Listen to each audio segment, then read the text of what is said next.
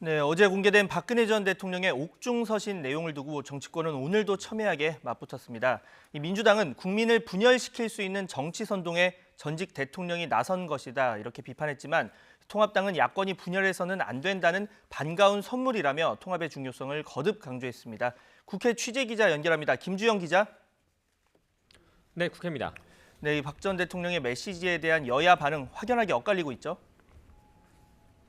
네, 그렇습니다. 더불어민주당은 박 전 대통령의 서신을 두고 최악의 정치 재개 선언이라며 비판했습니다.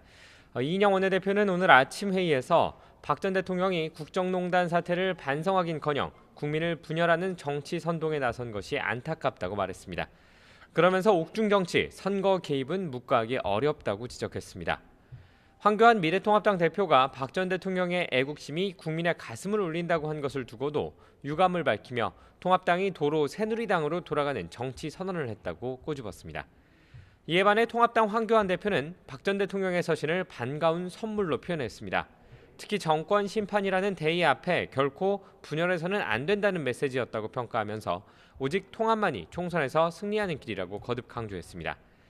다만 현재 보수 통합은 각자의 지분을 요구하지 않는 것이 전제라며 시스템에 따라 이길 수 있는 공천을 하고 있는 만큼 자유공화당, 친박신당 등과의 통합도 같은 관점에서 협의해야 한다고 말했습니다.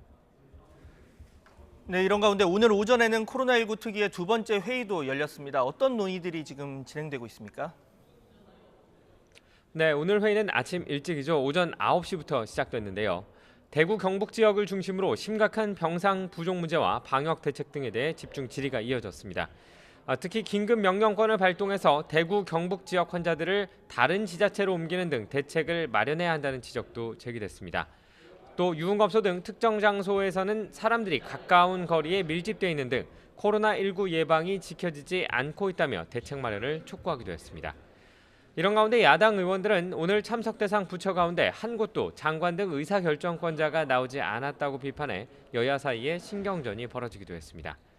오늘 오후 2시부터는 본회의도 열립니다. 정세균 국무총리가 나와 시정연설을 진행하는데 코로나19 사태와 관련해 여야를 상대로 초당적 협력을 다시 한번 요청할 것으로 보입니다.